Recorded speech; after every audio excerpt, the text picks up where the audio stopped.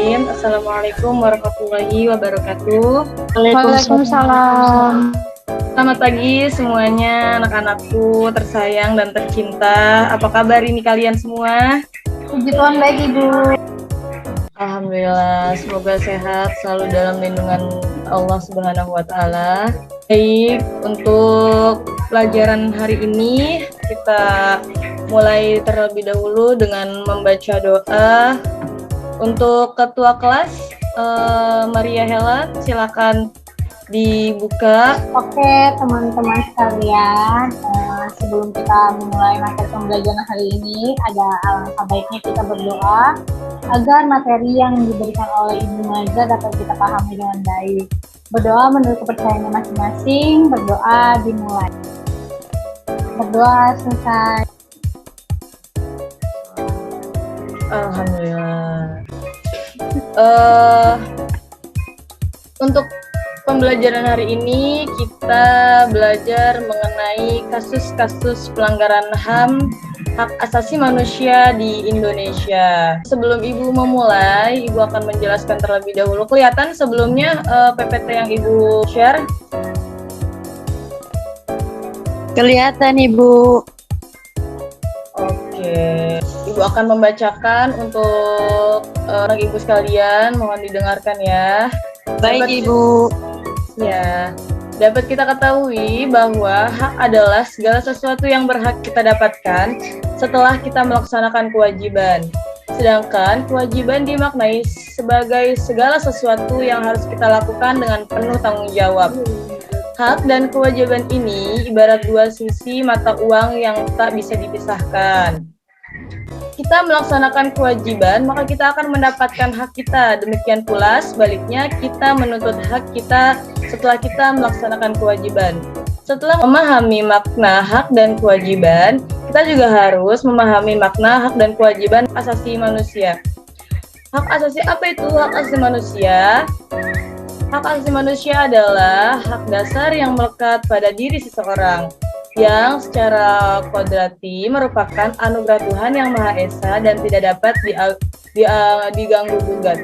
Sedangkan kewajiban asasi adalah kewajiban dasar manusia yang ditekankan dalam undang-undang tersebut sebagai seperangkat kewajiban yang apabila tidak dilaksanakan tidak memungkinkan terlaksana dan tegaknya HAM.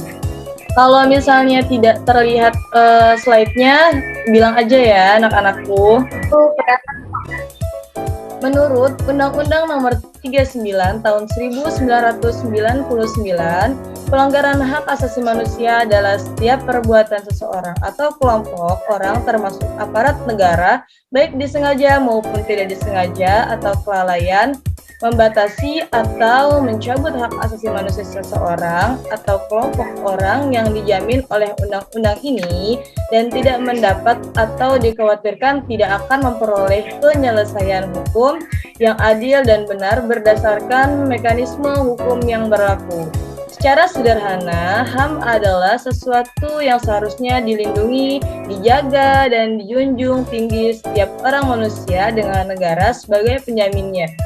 Jika HAM seorang tidak dijaga, tidak dilindungi, tidak dihormati, bahkan sampai dicabut atau diabaikan, maka artinya sudah terjadi pelanggaran HAM. Berdasarkan pengertian pelanggaran di atas, maka kita pun harus mengetahui bentuk dan jenis pelanggaran HAM. 1. Diskriminasi. Apa itu diskriminasi?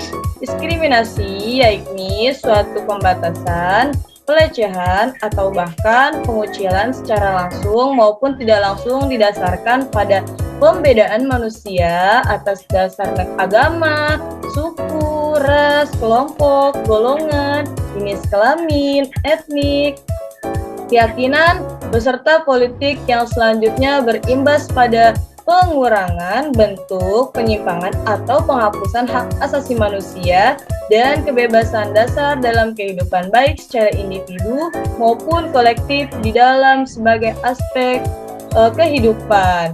Yang kedua, penyiksaan. Apa itu penyiksaan? Penyiksaan yakni perbuatan yang dilakukan secara sengaja sehingga menimbulkan rasa sakit yang teramat atau penderitaan baik itu jasmani maupun rohani pada seseorang untuk mendapat pengakuan dari seseorang ataupun orang ketiga. Wah, lanjut. Berdasarkan sifatnya, pelanggaran dapat dibedakan menjadi dua. Apa saja menjadi dua itu? Yakni satu, pelanggaran HAM yang berat. Apa itu pelanggaran HAM yang berat?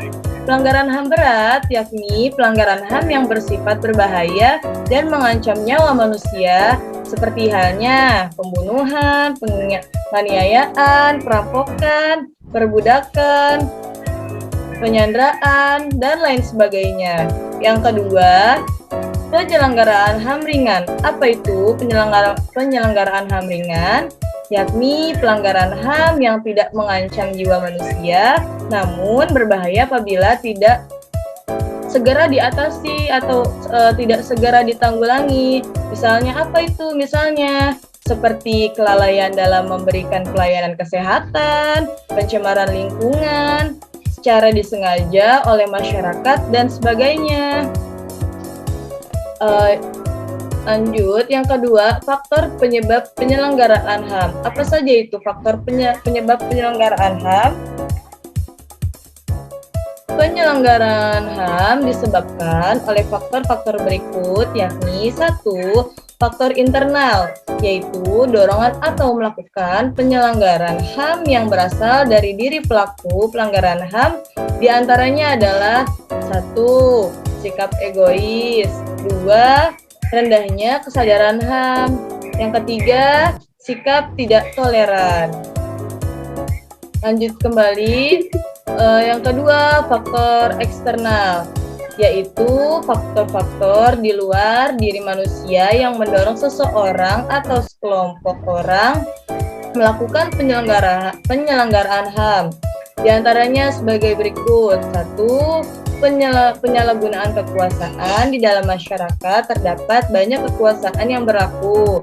Yang kedua ini, ketidaktegasan aparat penegak hukum yang tidak bertindak tegas terhadap setiap penyelenggaraan HAM. Yang ketiga, ada penyalahgunaan teknologi. Kemajuan teknologi dapat memberikan pengaruh yang positif. Sampai sini ada yang mau ditanyakan, anak-anak ibu sekalian? Yuki, Maria, apakah ada yang mau ditanyakan? Ya, Ibu. Ismu. Maaf Bu, terlambat soalnya tadi saya di jalan kehujanan. Oh iya, tidak apa-apa. Berarti ketinggalan banyak materi ya Mas Ismu.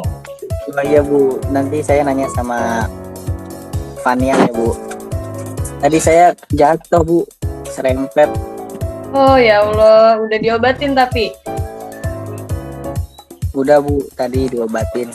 Ya udah, kalau tidak Bu, ada. Maria mau nanya. Oh iya, apa Maria? Tanya silahkan. Ibu, saya ingin bertanya. Oke, apa pertanyaannya? Tolong diulang ya, anak Ibu Maria. Ya ampun, tadi terkendala sinyal nah Ibu. Oke Ibu Maria mau bertanya, mengapa sih kita harus mempelajari materi pertemuan pada kali ini? Oke, pertanyaan yang bagus sekali ya nak. Kenapa sih kita harus mempelajari materi mengenai kasus pelanggaran hak asasi manusia ini? Kita harus mengetahui dan memahami konsep hak dan kewajiban asasi manusia. Nah, bahkan kita harus mempraktekkan konsep HAM itu dalam kehidupan bermasyarakat, berbangsa, dan bernegara. Kenapa? Karena agar tidak terjadi pertentangan atau konflik yang bersifat horizontal di negara tercinta ini, negara kita, negara Indonesia. Makanya kita harus sangat mengetahui apa mengenai HAM agar tidak terjadi pelanggaran-pelanggaran yang sudah terjadi gitu. Nah, baik, nih Ibu mau bertanya ini kepada anak-anak Ibu sekalian, bagaimana sih agar kita ini bisa upaya untuk pencegahan pelanggaran hak asasi manusia? Apakah ada cara untuk menangani agar tidak terjadi kembali pelanggaran hak asasi manusia di Indonesia ini? Ayo anak-anak Ibu sekalian, apakah ada yang bisa menjawab pertanyaan dari Ibu? Ibu, Saya izin menjawab. Ya. Kalau menurut pendapat saya pribadi, cara untuk mengupayakan agar tidak terjadi lagi pelanggaran HAM itu, menurut saya itu ditegakkan lagi seketat-ketat mungkin untuk aparat hukumnya. Karena ya seperti yang kita tahu, kadang-kadang pelanggaran HAM itu terjadi karena aparat hukumnya itu juga lemah. Jadi menurut saya aparat hukumnya juga harus lebih ketat lagi gitu, Ibu. Oke, bagus sekali Maria. Baik anak-anakku sekalian, mengingat waktu yang sudah ditentukan, bahwasanya kita sudah melebihi waktu sepertinya ya. Maka dari itu Ibu tutup pembelajaran pada hari ini. Semoga kalian semua dapat mengerti apa yang Ibu jelaskan dan apa yang sudah kita pelajari pada hari ini. Untuk tugas silahkan kalian kerjakan. Untuk sudah Ibu share ya di grup. Semoga kalian tepat waktu mengerjakannya. Baik, untuk ketua kelas Maria Helen, silahkan Nak tutup pembelajaran hari ini dengan membaca doa.